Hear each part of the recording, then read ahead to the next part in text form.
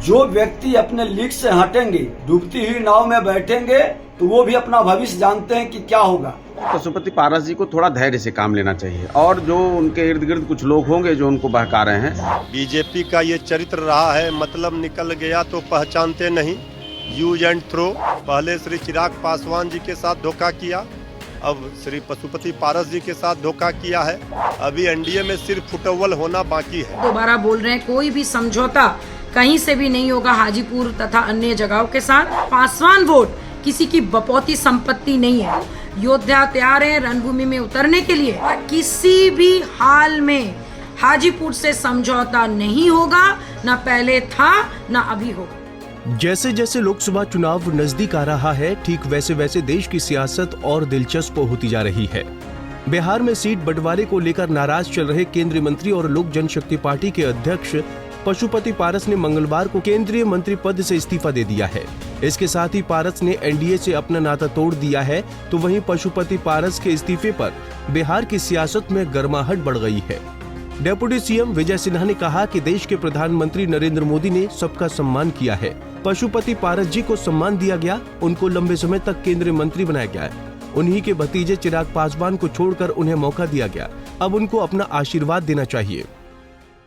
नहीं, देखिए, देश के प्रधानमंत्री माननीय नरेंद्र मोदी जी ने पशुपति बाबू को कितना सम्मान दिया है। लंबे समय तक कैबिनेट में मिनिस्टर रहे हैं और जब उन्हीं के भतीजे का, जिसका हक भी बनता था, उनके पिताजी के जाने के बाद उत्तराधिकारी थे, उनको छोड़ के इनको सम्मान मिलते रहा। और उसके बाद जब उसको नए लोगों को अवसर मिल रहा है तो इनको आशीर्वाद देना चाहिए और मिल करके आगे बढ़ाना चाहिए और इनका भी सम्मान होगा। देश के प्रधानमंत्री नरेंद्र मोदी जी पुराने का भी स्वागत करते हैं, नए का भी अभिनंदन करते हैं, पुराने को सम्मान भी देते हैं।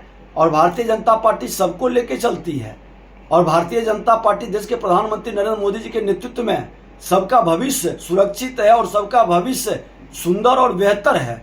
ये माहौल में जो व्यक्ति अपने लीक से हटेंगे, डूबती हुई नाव में बैठेंगे, तो वो भी अपना भविष्य जानते हैं कि क्या होगा। और युग बदलता है, जनरेशन बदलती है, तो लोगों को उसके साथ एडजस्ट भी करना चाहिए। वहीं पशुपति पारस के केंद्रीय मंत्रिमंडल से इस्तीफा देने पर जेडीयू के मुख्य प्रवक्ता नीरज कुमार ने कहा कि बीजेपी ने पशुपति पारस को सम्मान दिया, लेकिन बिहार में एनडीए के सीट बंटवारे में उनको जगह नहीं दिया गया, जिसके कारण वो बोल रहे हैं कि उनके साथ बीजेपी ने नाइंसाफी की है।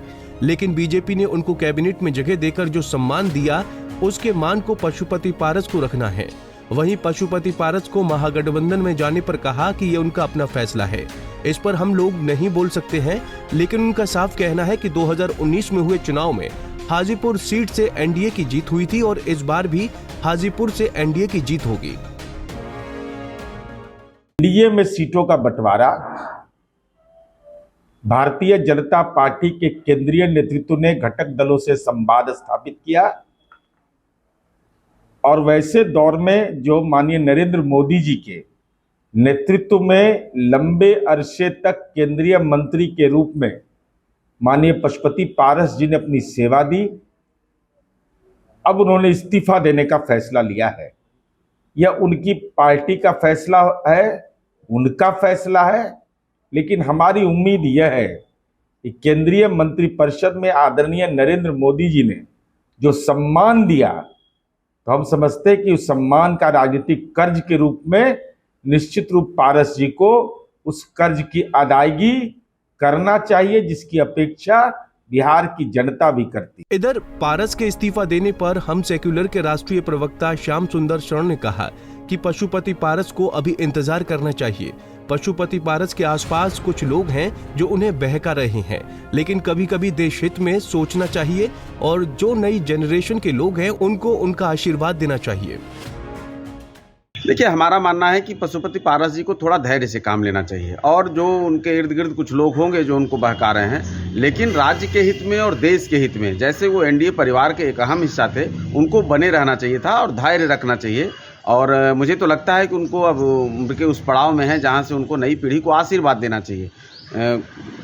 हमेशा आदमी को यह बात ज़रूर ध्यान में रखनी चाहिए कि हमारा लक्ष्य जो है वो जनता है और जनता के मुद्दे हैं, देश है, राज्य है, न कि व्यक्तिगत हित में हम कोई गलत निर्णय ले लें।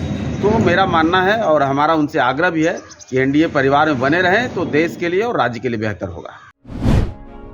पशुपति पारस के केंद्रीय मंत्री पद से इस्तीफा देने पर आरजेडी की प्रतिक्रिया। पशुपति पारस के साथ किया धोखा। एनडीए में सिर्फ फुटबॉल होना अभी बाकी है।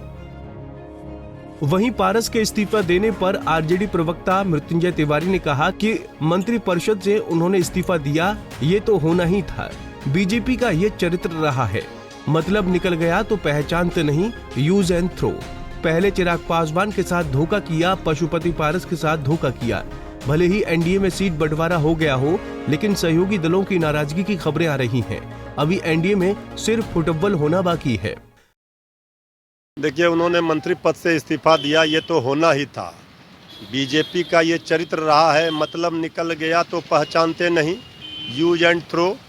पहले श्री चिराग पासवान जी के साथ धोखा किया, अब श्री पशुपति पारस जी के साथ धोखा किया है। अभी एनडीए में सीट बंटवारा भले फाइनल हो गया हो, लेकिन सहयोगी दलों के अंदर नाराजगी की खबरें आ रही हैं। श्री उपेंद्र कुशवाहा जी को, आदरणीय मांझी जी को एक सीट देकर सल्टा दिया गया है, उनकी भी नाराजगी की खबरें हैं। अभी एनडीए में सिर्फ फुटबॉल होना बाकी है, वो दिख रहा है होना है, तो आगे आगे देखिए होता है क्या। पासवान वोट किसी की बापौती संपत्ति नहीं। योद्धा रणभूमि में उतरने के लिए तैयार। पशुपति पारस खेमे की राष्ट्रीय प्रवक्ता देवजानी मित्रा ने कहा कि आज हमारे मंत्री जी ने इस्तीफा दे दिया है। हम लोग एनडीए के साथ नहीं हैं, कोई भी समझौता कहीं से भी हम करने नहीं वाले। हम चुनाव लड़ेंगे और साबित भी करेंगे कि हमारे साथ कितना जनाधार है। पासवान वोट किसी की बापौती संपत्ति नहीं है। सब चाहता है कि हमारे मंत्री जी चुनाव लड़ें। आगे क्या रणनीति तय होगी, आज और कल में आपको पता चल जाएगा। योद्धा रणभूमि में उतरने के लिए तैयार हैं।